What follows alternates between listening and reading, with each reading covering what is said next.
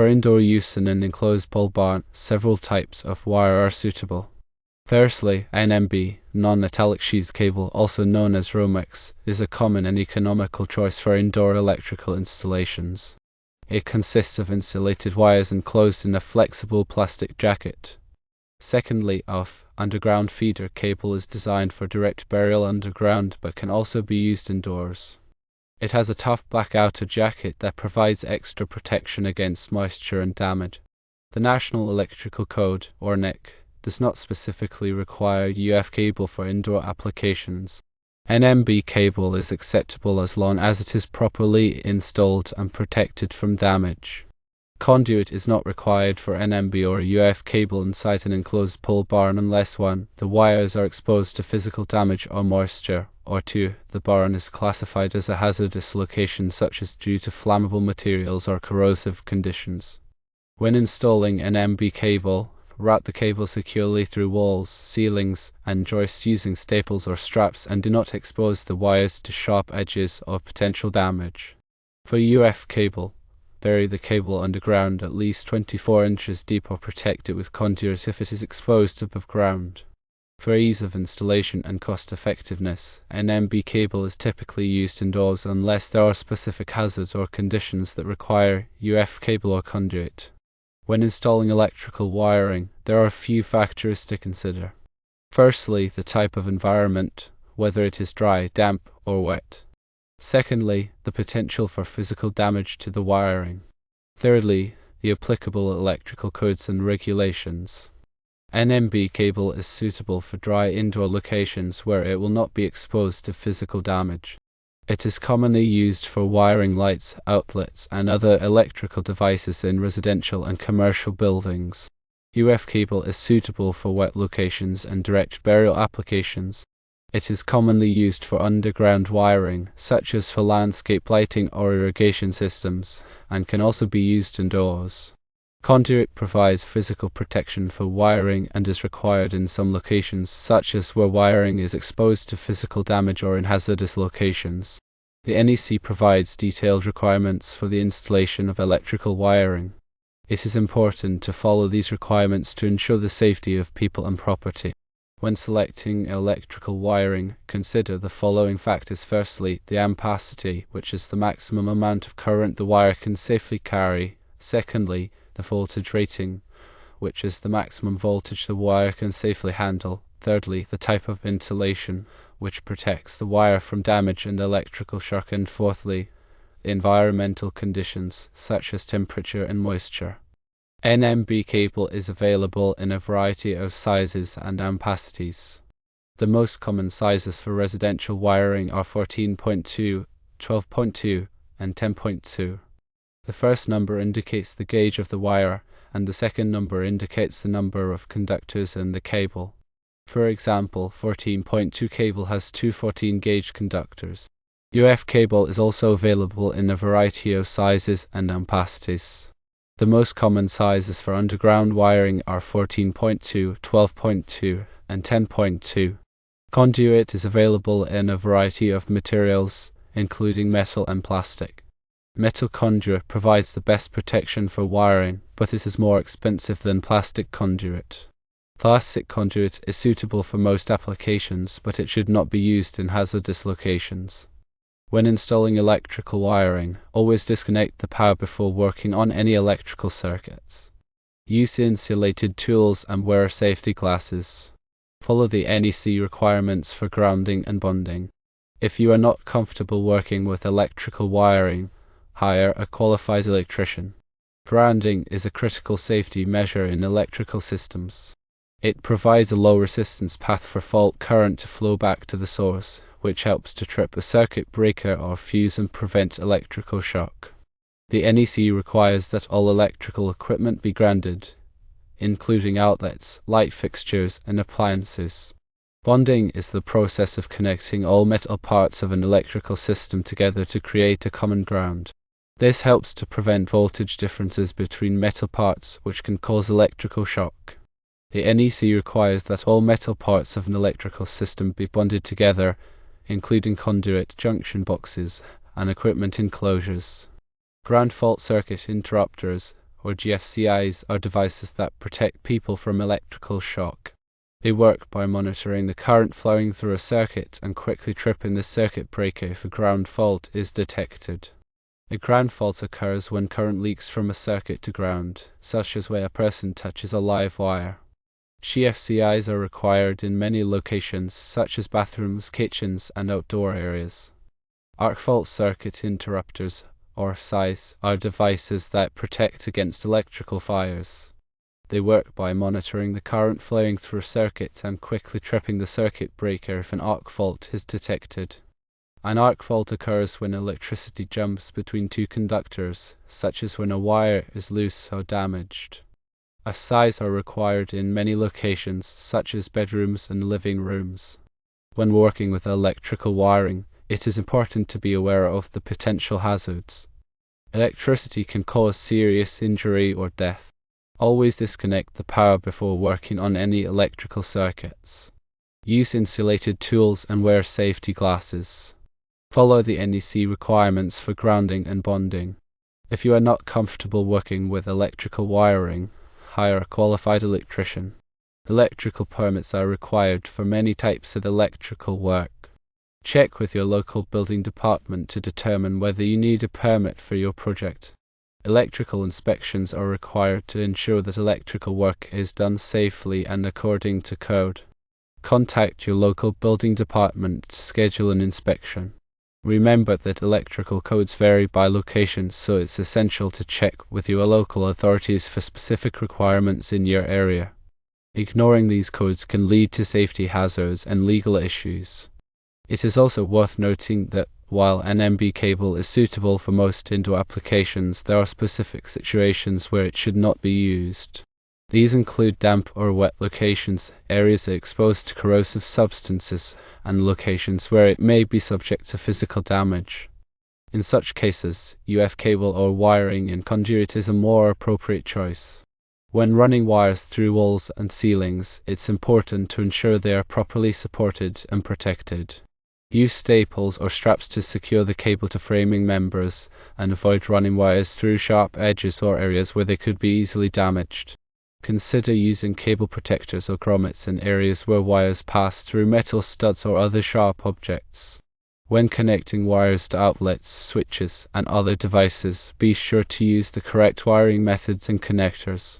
Follow the manufacturer's instructions carefully and make sure all connections are tight and secure. Loose connections can cause overheating and electrical fires. If you are unsure about any aspect of electrical wiring, it's always best to consult with a qualified electrician. They can provide expert advice and ensure that your electrical system is safe and up to code. Keep in mind that electrical work can be dangerous if not done properly. Take the time to learn the basics and follow all safety precautions. Your safety and the safety of others depend on it. It is essential to distinguish between different types of electrical boxes. Firstly, metal boxes are typically grounded to the circuit ground. Secondly, plastic boxes do not conduct electricity. These different types of electrical boxes may or may not be rated for direct burial, which can only be determined through reading the specification on the electrical box itself. The type of junction box you pick should be rated for the application. Using the wrong type of box can result in an electrical failure, but more importantly can result in death by electrocution. You also need to follow the box fill requirements. Box fill refers to the amount of space available inside an electrical box for conductors, devices such as switches and receptacles, and other fittings. The NEC specifies the maximum number of conductors and devices allowed in a box of a given size. This is to prevent overcrowding, which can lead to overheating and insulation damage. To determine the correct box size, you'll need to calculate the total volume occupied by all the items inside the box. The NEC provides tables that list the volume occupied by different sizes of conductors, devices, and fittings. Add up the volumes of all the items in a box, and then select a box that has a volume equal to or greater than the calculated total. Remember that it's always better to choose a slightly larger box than one that is too small. This will give you more room to work and make it easier to make connections. If you're unsure about how to calculate box fill, consult with a qualified electrician. When dealing with electrical work in an agricultural setting such as a pole barn, it's crucial to consider the specific environmental challenges that may be present.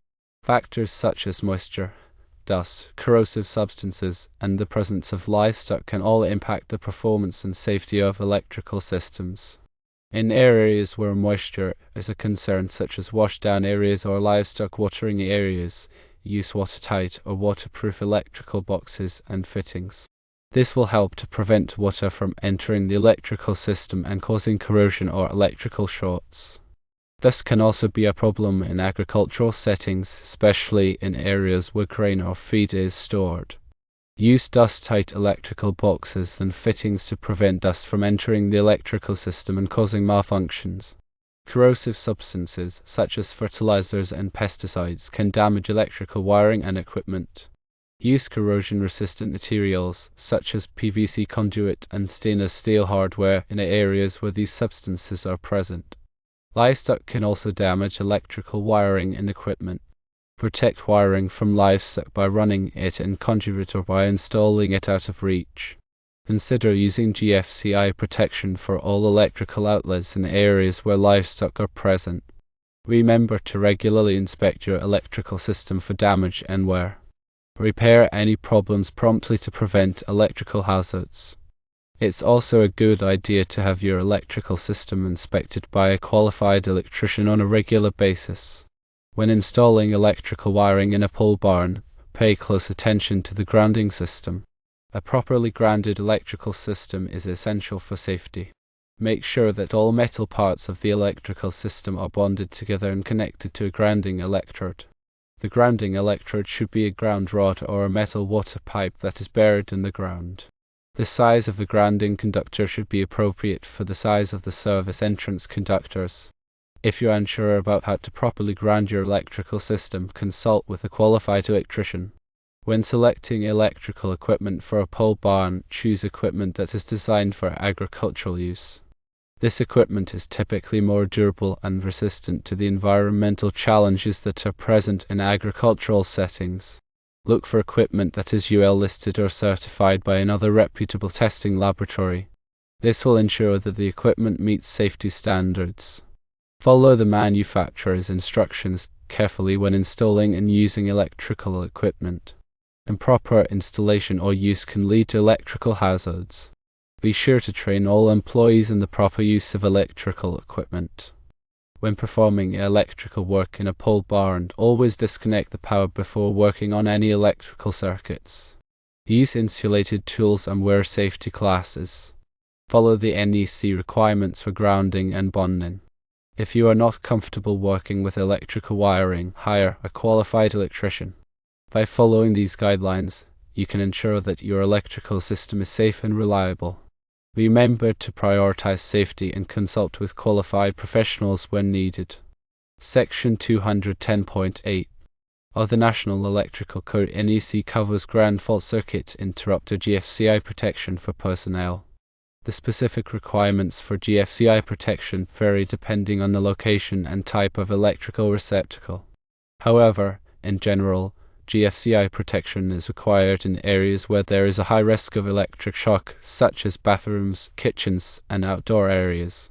For dwelling units, GFCI protection is required for all 125-volt, 15 and 20 ampere receptacles installed in bathrooms, garages, and outdoor locations. GFCI protection is also required for all receptacles serving kitchen countertops. For non-dwelling units, GFCI protection is required for all 125-volt, 15 and 20 ampere receptacles installed in bathrooms, kitchens, and rooftops. GFCI protection is also required for receptacles located in damp or wet locations such as laundries and janitorial areas. In addition to the requirements for receptacles, GFCI protection is also required for certain types of equipment, such as electric water heaters and swimming pool equipment. The NEC also provides exceptions to the GFCI protection requirements in certain cases. For example, GFCI protection is not required for receptacles that are dedicated to a specific appliance, such as a refrigerator or a freezer. It's important to consult the NEC for the specific GFCI protection requirements that apply to your situation. A qualified electrician can help you determine whether GFCI protection is required and can install GFCI devices if necessary. The information about the NEC should be considered as a general overview and not a substitute for consulting the actual NEC document. The NEC is updated regularly, so it's essential to refer to the latest edition for the most current requirements. Section 310.15 of the NEC provides guidelines for determining the ampacity of conductors. Ampacity is the maximum current, in amperes, that a conductor can carry continuously under specific conditions of use without exceeding its temperature rating. Several factors affect the ampacity of a conductor, including the size of the conductor, the type of insulation, the ambient temperature, and the number of conductors bundled together. The NEC provides tables that list the ampacities of different types of conductors under various conditions. These tables are based on the assumption that the conductors are installed in a raceway or cable and that the ambient temperature is 30 degrees Celsius, 86 degrees Fahrenheit. If the ambient temperature is higher than 30 degrees Celsius, the ampacity of the conductor must be derated. Derating is the process of reducing the ampacity of a conductor to account for the effects of high ambient temperatures. The NEC provides derating factors that can be used to calculate the derated ampacity of a conductor.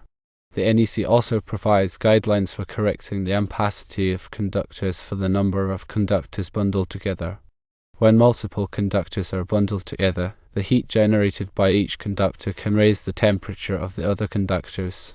This can reduce the ampacity of the conductors. The NEC provides correction factors that can be used to calculate the corrected ampacity of conductors that are bundled together. It's important to carefully consider all of the factors that affect the ampacity of a conductor when selecting conductors for an electrical installation.